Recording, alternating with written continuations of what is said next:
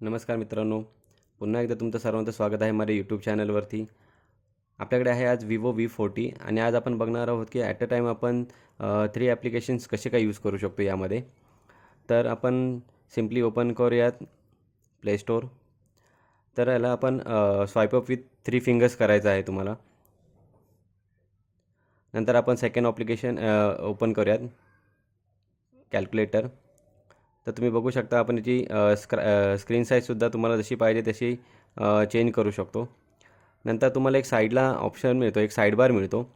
इकडनंसुद्धा तुम्हाला जर कुठचा ॲप्लिकेशन्स ओपन जर करायचे असेल तर तिकडनं ओपन करू शकतो आणि ऑपरेट करू शकतो. आपण इथे एक नोट्स म्हणून एक ॲप आहे, तो सुद्धा ओपन करूया. इकडनं त्याची तुम्ही विंडो साईज कमी किंवा जास्तसुद्धा करू शकता.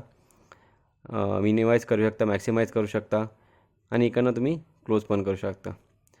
अशा प्रकारे आपण ॲट अ टाईम 2 किंवा 3 ॲप्लिकेशन्स सेम टाईम यूज करू शकतो. व्हिडिओ कसा वाटला त्याबद्दल तुम्ही लाईक करा, शेअर करा आणि सबस्क्राईब करा. थँक्यू.